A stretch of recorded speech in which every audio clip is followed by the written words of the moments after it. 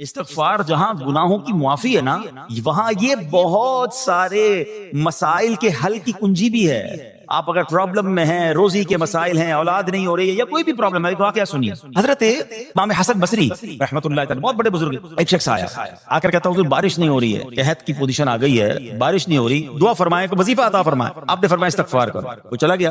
اچھا ایک بزرگ بیٹھے تھے ان کے پاس، حضرت ربیع بن صبیح رحمۃ اللہ، وہ دیکھ رہے تھے، دوسرا بندہ آیا، کہتا حضور تنگ دستی ہے، کاروبار میں ڈاؤن ہے، رزق میں تنگی ہے۔ آپ نے فرمایا استغفار کرو۔ پھر تیسرا شخص آیا، کہتا حضور اولاد نہیں ہو رہی ہے، حصول اولاد کے لیے وظیفہ لینا ہے، فرمایا استغفار کرو۔ چوتھا بندہ آیا، وہ کہتا کہ حضور میرے باغ میں فصلوں میں پیداوار کی کمی ہے، فرمایا استغفار کرو۔ حضرت ربیع بن صبیح کہتے ہیں حضور پہلا بندہ الگ پرابلم لے کر آیا، دوسرا الگ، تیسرا الگ، چوتھا الگ، چاروں کو ایک ہی دوائی، چاروں کو ایک ہی وظیفہ، استغفار استغفار۔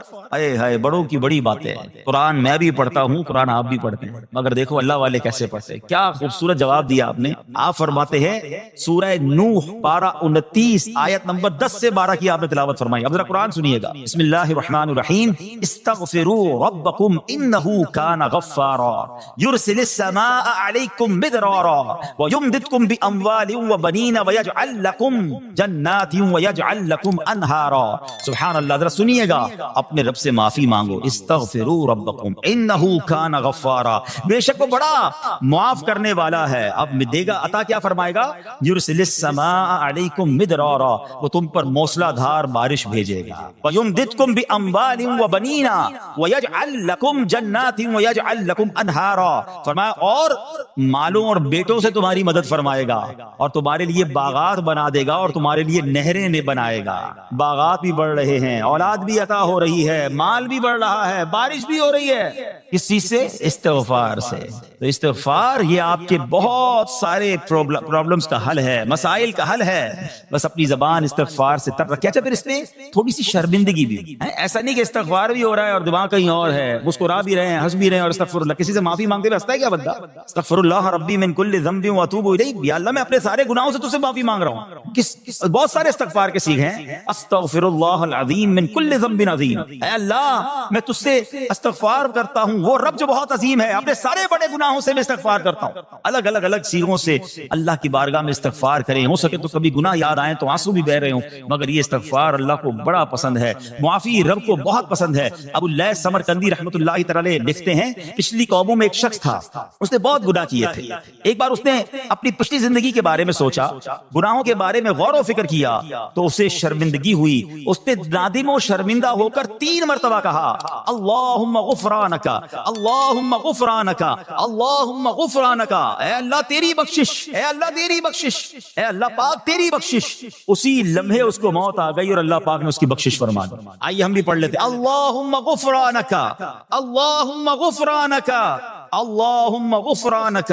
استغفار کرنا، توبہ کرنا، گناہ یاد کر کے شرمندہ ہونا، یہ اللہ کو کتنا پسند ہے، سبحان اللہ۔ اس کے بارے میں چند برکتیں آپ کو بیان کرتا ہوں۔ بڑی عظیم برکت یہ ہے کہ اس کی بدولت بندے کا تنگی اور غم دور ہو جاتا ہے۔ حدیث پاک میں ہے جو ہمیشہ استغفار کرتا رہے، اللہ پاک اس کے لیے ہر تنگی سے نکلنے کا راستہ بناتا ہے، ہر فکر و غم سے اسے خلاصی عطا فرماتا ہے۔ اس کی ایک برکت یہ بھی ہے کہ ایسے بندے کو اللہ پاک غیب سے رزق عطا فرماتا ہے۔ حدیث پاک میں ہے استغفار کرنے والے کو اللہ وہاں سے رزق عطا فرماتا ہے جہاں اس کا گمان بھی نہیں ہوتا ہے۔ اتنی مہنگائی ہے، اتنی مشکلیں ہیں، اتنی تنگی ہے، لوگ قرضے میں ہیں، کبھی ادھر جاتے ہو کبھی ادھر جاتے ہو، ارے بھائی سب کے پاس جاتے ہو، رب کے پاس کیوں نہیں جاتے؟ استغفار کرنا شروع کر دو، فرمایا ادھر سے روزی دے گا جہاں تمہارا گمان بھی نہیں جائے گا۔ اس کی برکت سے اللہ پاک دلوں کے زنگ کو دور فرماتا ہے۔ آئیے پیارے اسلامی بھائیوں، اللہ کو معافی مانگنا، دل سے پکارنا کتنا پسند ہے۔ میں آپ کو ایک بہت ہی خوبصورت واقعہ بتاتا ہوں، اور یہ واقعہ ہے حضرت موسیٰ علیہ نبینا علیہ السلام کا۔ اللہ پاک نے حضرت موسیٰ علیہ نبینا علیہ السلام نے ایک بار اپنی مناجات میں عرض کیا یا اللہ یا رب۔ اللہ پاک کی طرف سے جواب آیا لبیک یا موسیٰ۔ آپ نے عرض کی یا اللہ تو میرا مالک ہے، تو تو خالق ہے، میں تو تیرا بندہ ہوں۔ ارشاد ہوا مجھے یہ پسند ہے کہ جب مجھے کوئی میرا بندہ یا رب پکارے تو میں اسے لبیک کہہ کر جواب دوں۔ اللہ فرما رہا ہے، حضرت موسیٰ نے عرض کی یا رب کیا یہ ہر مطیع بندے کے لیے ہے؟ کیا ہر نیک آدمی کے لیے ایسا ہے کہ جب تجھے وہ پکارے تو لبیک فرماتا ہے؟ سنو، اللہ فرماتا ہے ہاں بلکہ ہر گناہگار بندے کے لیے بھی ہے۔ تو حضرت موسیٰ نے عرض کی یا اللہ فرما بردار تو تیری اطاعت کرتا ہے، وہ بات تو سمجھ آ رہی ہے، گناہگار پر یہ کرم کس وجہ سے؟ اے ہائے سنو میرے رب کیسا کریم ہے. فرماتا ہے اے موسیٰ اگر میں بھلائی کرنے والے کو اس کی بھلائی کا بدلہ دوں اور برائی کرنے والے پر اس کی برائی کی وجہ سے احسان نہ کروں تو میرا جود و کرم کہاں جائے گا؟ اللہ فرماتا ہے میرا پھر کرم میری رحمت کس لیے ہے؟ برائی کرنے والا بھی گناہ کرنے والا بھی مجھے پکارتا ہے، میں اسے بھی لبیک کہہ کر جواب دیتا ہوں. حضرت موسیٰ علیہ نبینا علیہ الصلوۃ والسلام کو ایک بار وحی نازل ہوئی کہ اے موسیٰ فلاں علاقے میں جاؤ، ہمارا ایک نیک بندہ اس کا انتقال ہو گیا ہے، جا کے اس کو غسل دو، اس کو کفن دو اور اس کا جنازہ پڑھو. حضرت موسیٰ وہاں پہنچ گئے اور جب وہاں جا کر آپ نے لوگوں سے کہا کہ مجھے فلاں بندے کے پاس لے جاؤ جس کا انتقال ہوا ہے، مجھے غسل دینا ہے، کفن پڑھنا ہے، جنازہ پڑھنا ہے. لوگوں نے کہا حضرت یہ تو زمانے کا گناہگار، بڑا بےہودہ، بڑا بدکار شخص تھا، آپ تو رب کا حکم تھا، آپ نے غسل بھی دیا، کفن بھی پہنایا، جنازہ بھی پڑھا، پھر رب کی بارگاہ میں عرض کی مولا بندے تو یہ کہہ رہے ہیں یہ تو بہت برا آدمی تھا، تو نے مجھے بھیجا اور فرمایا تیرا پیارا بندہ، میں نے جنازہ بھی پڑھ دیا، غسل اور کفن بھی دیا. اب ذرا آپ سوچیں کہ کسی کا جنازہ حضرت موسیٰ پڑھ دیں، اس کی تو بخشش کا تو کوئی مسئلہ ہی کوئی نہیں نا، وہ تو اللہ کے نبی جس کا جنازہ پڑھے غسل دے تو یا اللہ تو نے ایسا انتظام فرما دیا. رب کریم کی طرف سے پتہ ہے کیا جواب آتا ہے؟ اللہ فرماتا ہے اے موسیٰ بندے سچ کہتے ہیں، یہ بندہ واقعی بڑا گناہگار تھا. جو علاقے والے شہر کے لوگ کہہ رہے ہیں نا ٹھیک کہہ رہے ہیں، یہ بندہ تھا ہی ایسا. یا اللہ جب اتنا گناہگار اتنی بڑی مہربانی کس وجہ سے ہے؟ ارشاد ہوا اے موسیٰ اس بندے نے مرنے سے پہلے مجھ سے 5 کلمات کے ذریعے بات کی، مناجات کی، مجھے پکارا، 5 سینٹنس تھے، 5 کلمے تھے، اور اے موسیٰ اس کی وجہ سے میں نے اس کی مغفرت فرما دی. حضرت موسیٰ کہتے ہیں یا اللہ وہ 5 کلمے تو بتا دے، وہ 5 کیسے جملے تھے کہ علاقے میں سب سے مشہور بدکار اور اس کا انتقال ہو تو رب مغفرت بھی فرمائے اور اپنے نبی کو فرمائے جا کے جنازہ پڑھو. تو آپ نے کہا یا اللہ وہ 5 کلمات بتا دے. اب ذرا یہ 5 کلمات سنیے گا، ایکچولی جو بات سمجھنی ہے نا، استغفار ہے کیا، معافی مانگنا ہے کیا، توبہ کیا ہے. اللہ فرماتا نا کہ ہم نے سنا کہ جو بندہ اللہ سے استغفار کرتا ہے اللہ اسے دیکھ کر مسکراتا ہے. اس کی وجہ یہ کہ بندہ رب کی بارگاہ میں اپنے آپ کو سرنڈر کرتا ہے، اپنے گناہ یاد کرتا ہے، اپنی کم مائگی کا اظہار کرتا ہے. وہ کہتا ہے نا الندم التوبہ، شرمندگی توبہ ہے. شرمندہ ہو جائے نا انسان. دنیا میں پتہ کیا معاملہ ہے، ہم کسی عدالت میں جا کر کہہ دیں ہم نے جرم کیا ہے، اقبال جرم، ٹھیک ہے، تو کیا ہوتا ہے، جج کہتا ہے پھر اس کو گرفتار کرو اور سزا سناؤ. بندہ خود ہی مان رہا ہے، گواہوں کی ضرورت کیا ہے. دنیا کی عدالت میں اقبال جرم پر سزا ملتی ہے. میرے رب کی رحمت کی عدالت دیکھو، بندہ وہاں جا کر اقبال جرم کر لے، شرمندہ ہو جائے، معافی مانگ لے، اللہ اس کے سارے گناہ معاف فرما دیتا ہے. یہ فرق ہے دنیا والوں میں اور رب کی عدالت میں. سبحان اللہ. وہ حضرت موسیٰ کہتے ہیں یا اللہ وہ 5 کلمے بتا، اور بتائے گئے تو وہ 5 کلمے سنیے گا ذرا. وہ بندہ کہتا ہے مرنے سے پہلے اے رب تو جانتا ہے میں نیکوں سے محبت کرتا ہوں اگرچہ خود نیک نہیں ہوں. یا رب تو جانتا ہے میں فاسقوں سے بغض رکھتا ہوں اگرچہ میں خود فاسق ہوں. سمجھ رہے ہیں بات؟ اللہ نیکوں سے پیار کرتا ہوں، مجھے پتا ہے میں خود نیک نہیں ہوں. میں گناہ گاروں سے نفرت کرتا ہوں حالانکہ میں خود بھی گناہ گار ہوں. کہیں بھی اپنی بڑائی نہیں ہے، میں گناہ گار، میں بدکار، مگر اللہ میں پیار کرتا ہوں نیک لوگوں سے. تیسرا جملہ کیا تھا؟ یا رب اگر مجھے معلوم ہو جائے کہ میرے جنت میں داخل ہونے سے تیری ملکیت میں کوئی کمی آ جائے گی تو اللہ میں تجھ سے پھر جنت کا سوال کرنا چھوڑ دوں گا. مجھے یہ پتا ہے یا اللہ تو نے مجھے جنت میں داخل کیا نا، تیری جنت میں کوئی کمی نہیں آئے گی، بہت بڑی ہے، اب مجھے داخل بھی کرنے سے تیرا کچھ نہیں جائے گا. اگر کچھ جاتا ہوتا تو یا اللہ میں جنت تیرے سے مانگنا چھوڑ دیتا. چوتھا جملہ کیا ہے؟ اے رب اگر مجھے معلوم ہو جائے کہ مجھے جہنم میں داخل کرنے سے تیری ملکیت میں اضافہ ہو جائے گا تو میں پھر جہنم سے پناہ نہیں مانگوں گا. یعنی اگر تو تیرے ملک میں تیری شان میں اضافہ ہو رہا ہے مجھے جہنم میں ڈالنے سے، پھر تو میں نہیں کہوں گا تجھے کہ جہنم سے نکال. مگر مجھے پتا ہے تو پہلے ہی مالک ہے، تو پہلے ہی خالق ہے، سب کچھ تیرا ہے، مجھے جہنم میں ڈالنے سے تیری کوئی ملکیت میں اضافہ نہیں ہونا. اور آخری بات کیا کہتا ہے؟ یا رب اگر تو مجھ پر رحم نہ کرے گا تو پھر کون کرے. اللہ فرماتا ہے اے موسیٰ میں نے اس پر رحم کیا، یہ میرے کرم کے لائق تھا، میرے کرم کے لائق نہیں تھا کہ میں اسے ناکام لوٹا دیتا.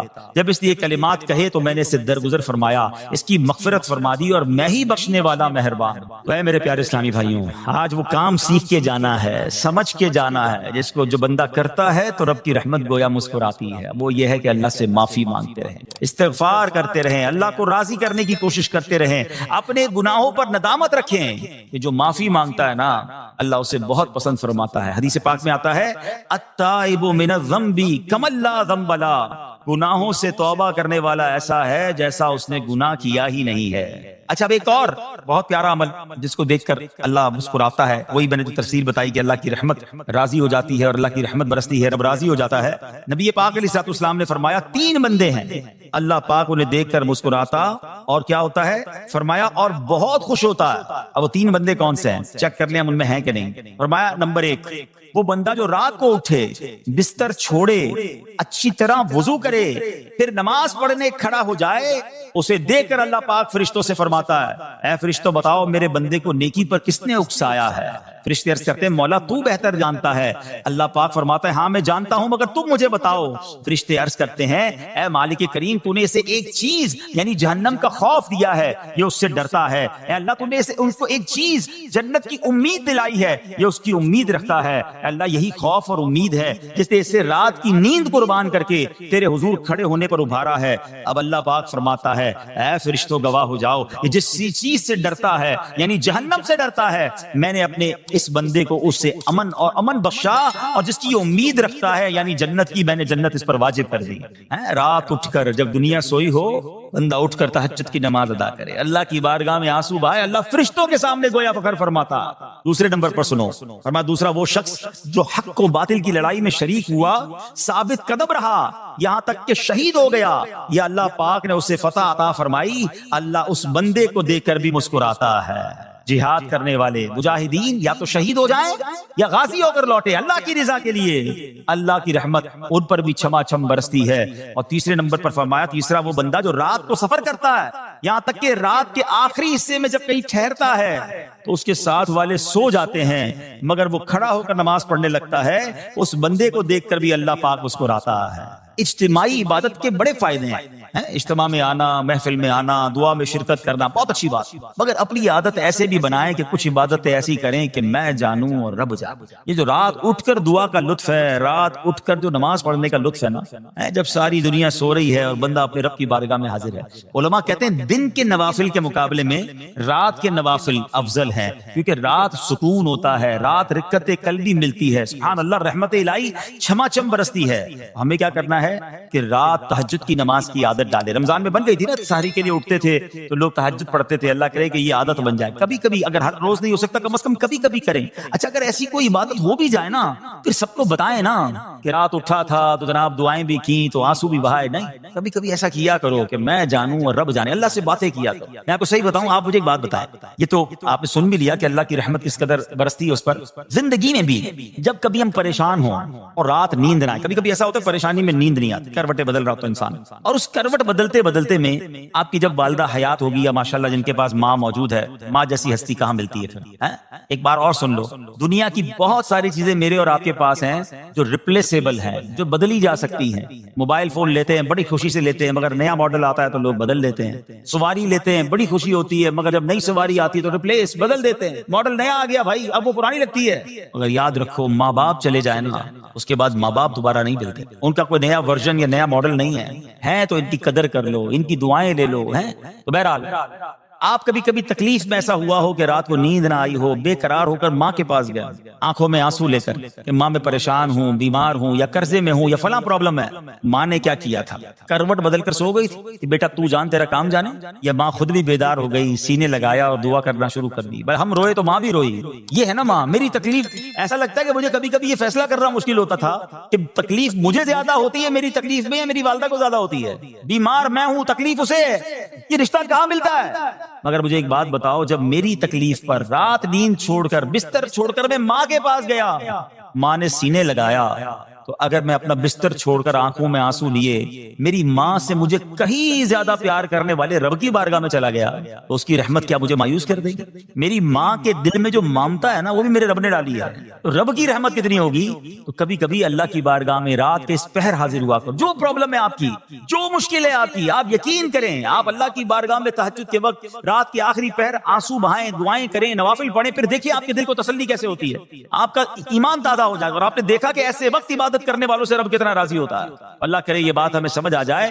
اسی طرح عظیم صحابی حضرت عبداللہ ابن مسعود رضی اللہ تعالیٰ سے روایت ہے، پیارے آقا مکی مدنی مصطفیٰ صلی اللہ تعالیٰ علیہ وسلم نے فرمایا ایک بندہ رات کو اٹھتا ہے اچھی طرح وضو کرتا ہے، پھر اللہ پاک کی حمد کرتا ہے، اس کی بزرگی بولتا ہے، اپنے نبی علیہ الصلوۃ والسلام پر درود پڑھتا ہے، قرآن کھول کر پڑھنا شروع کر دیتا ہے، یہ وہ بندہ ہے جسے دیکھ کر اللہ پاک مسکراتا ہے اور فرماتا ہے دیکھو میرا بندہ عبادت کر رہا ہے جبکہ اسے میرے سوا کوئی نہیں دیکھ رہا ہے۔ اللہ، یہ کاش ہمیں عادت مل جائے کہ ہم اکیلے میں عبادت کریں، انفرادی عبادت کریں، میں جانوں میرا رب جانے، کبھی تلاوت کریں، کبھی درود پڑھیں، کبھی دعائیں کریں، کبھی آنسو بہائیں، سبحان اللہ، اس کا مزہ ہی اور ہے۔ ہاں کبھی ایسا ہونا چاہیے، ہم محفل میں عشق رسول کے عالم میں رو بھی پڑھتے ہیں، مدینے کی یاد ہو، نعت شروع ہو تو ہماری آنکھوں میں آنسو آ جاتے ہیں، یہ بھی اچھی بات ہے، مگر کبھی کبھی رات ایسی بھی ہونی چاہیے کہ دل میں ہو یاد تیری گوشئے تنہائی ہو، دل میں ہو یاد تیری گوشئے تنہائی ہو، پھر تو خلوت میں عجب انجمن آرائی ہو۔ کبھی زندگی میں ایسی راتیں بھی آنی چاہیے، وہ ہے نا، جاگ اٹھا اشکوں کا مقدر، عشق نبی میں روتے روتے کیسی گزری رات نہ پوچھو۔ کبھی کبھی ایسی رات بھی گزرنی چاہیے کہ آقا کی یاد میں آنسو بہ رہے ہوں، مدینے کی یاد میں، گھر والوں کو بھی پتہ نہ چلے، ہلکی ہلکی آواز میں کبھی نعت شریف لگا لیا کریں، کبھی مناجات لگا لیا کریں، ہم پتہ نہیں کیا دیکھتے دیکھتے سوتے ہیں۔ کاش انہی تصورات میں آنکھیں بند ہوں کہ میں سو جاؤں یا مصطفیٰ کہتے کہتے، میں سو جاؤں یا مصطفیٰ کہتے کہتے، کھلے آنکھ صلی علی کہتے کہتے۔ جو مدینے کے تصور میں سوتے ہیں نا، پھر خواب میں زیارت بھی کر لیتے ہیں۔ خواب کا ایک فینومینا یہ بھی ہے، آپ جس چیز کے بارے میں سوچتے ہوئے سوتے ہیں نا، عموماً گندی باتیں دیکھ کر، گندی چیزیں دیکھ کر سوتے ہیں، پھر ایسے ڈراؤنے خواب بھی آتے ہیں، انہیں ٹینشن بھی آتی ہے۔ فلموں میں بھی ماردار دیکھی، خواب میں بھی لڑائی جھگڑے دیکھ رہے ہیں۔ جو مدینے کی یادوں میں سو رہا ہے، جو باوضو سو رہا ہے، جو اللہ کا ذکر کر کے سو رہا ہے، جو نوافل پڑھ کے سو رہا ہے، پھر دیکھو خواب میں بھی کہاں کہاں کی سیر کرے گا انشاءاللہ۔ تو اپنی خلوتوں کو اچھا کریں، اپنے اکیلے وقت کو بھی خوبصورت کریں، آنسو بہائیں، اور سبحان اللہ تہجد پڑھنے والوں کے چہروں پر نور بھی آ جاتا ہے۔ ہاں یہ ایک الگ نعمت انہیں ملتی ہے، اللہ نصیب فرما دے۔ اچھا ایک اور خوبصورت کام ہے، اللہ کریم جنہیں دیکھ کر مسکراتا ہے۔ فرمایا حضرت ابو سعید خدری رضی اللہ عنہ فرماتے ہیں، رسول ذی شان مکی مدنی سلطان صلی اللہ تعالی علیہ وسلم نے فرمایا 3 بندوں کو دیکھ کر اللہ پاک مسکراتا ہے، وہ قوم جو نماز میں صفیں سیدھی کرتی ہے، اور وہ بندہ جو اللہ پاک کی راہ میں جہاد کرتا ہے، تیسرا وہ بندہ جو رات کے اندھیرے میں عبادت کرتا ہے، انہیں دیکھ کر اللہ پاک مسکراتا ہے۔ جہاد والی بات اور رات والی عبادت کی بات تو ہو گئی، اب اس میں نئی بات سیکھنے کو میری صفیں درست کرنے والی۔ اب روز نماز پڑھ رہے ہیں، صفیں درست نہیں کر رہے ہوتے، امام صاحب کہہ کے تھک جاتے ہیں، کاندھے سے کاندھا ملائیں، صفوں کو سیدھا کریں۔ صفوں کو سیدھا کرنے والوں کو دیکھ کر رب کی رحمت مسکراتی ہے، رحمت برستی ہے۔ اب یہ کتنا آسان کام ہے، مگر اس کی طرف بھی توجہ نہیں ہوتی ہے۔ یاد رکھیے کہ صفیں سیدھی کرنا یہ بڑی نیکی ہے، اور اللہ کرے کہ ہم اس پر عمل کرنے والے بنے۔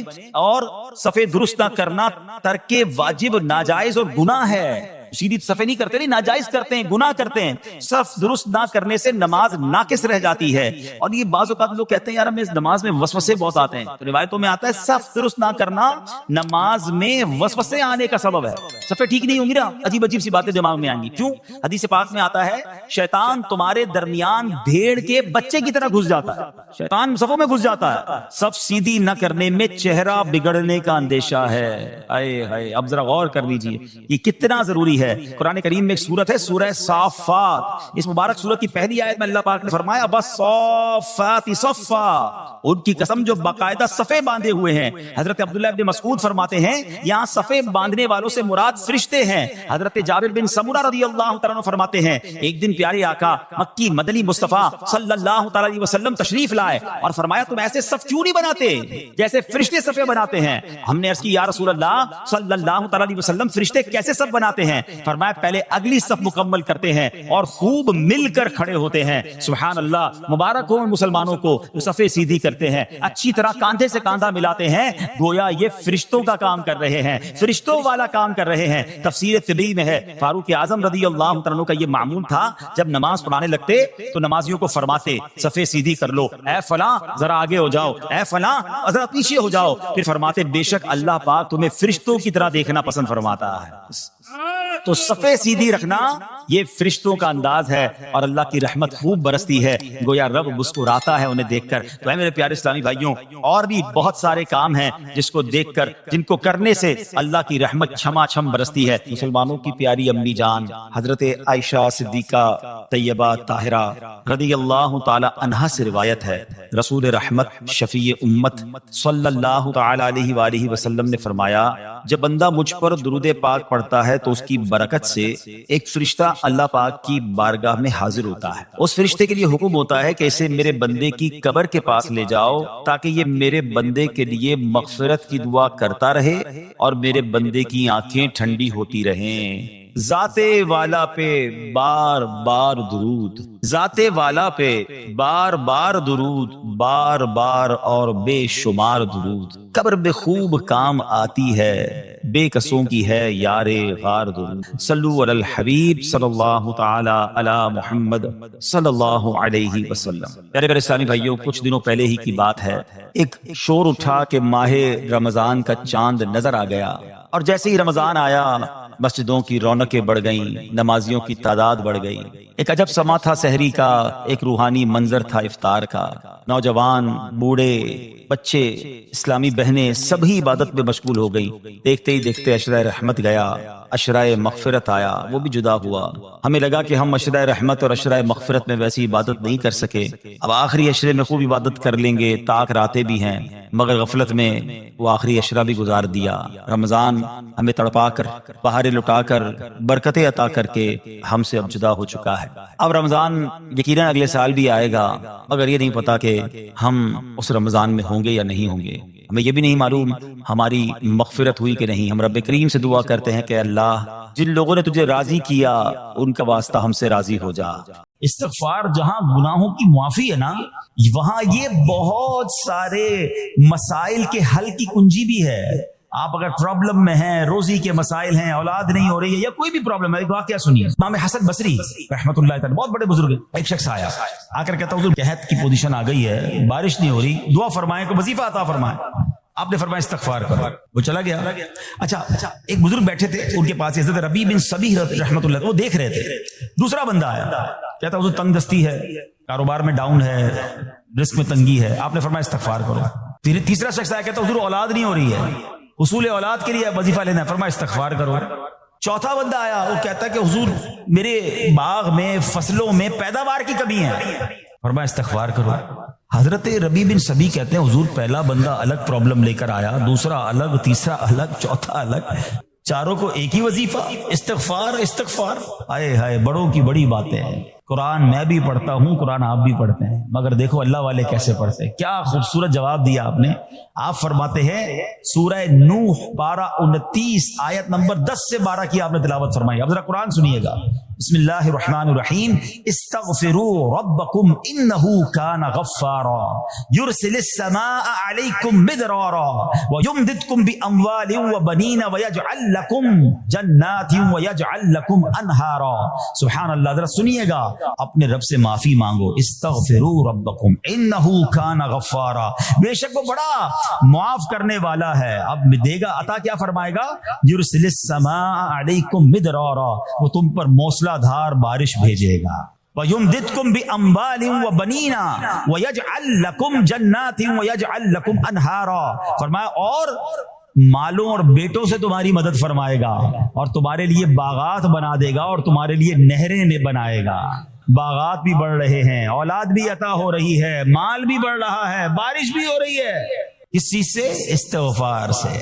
تو استغفار یہ آپ کے بہت سارے پرابلمز کا حل ہے، مسائل کا حل ہے، بس اپنی زبان استغفار سے تر رکھیے۔ اچھا، پھر اس میں تھوڑی سی شرمندگی بھی ہو، ایسا نہیں کہ استغفار بھی ہو رہا ہے اور دماغ کہیں اور ہے، مسکرا بھی رہے ہیں، ہنس بھی رہے ہیں، اور استغفر اللہ، کسی سے معافی مانگتے ہوئے ہنستا ہے کیا بندہ؟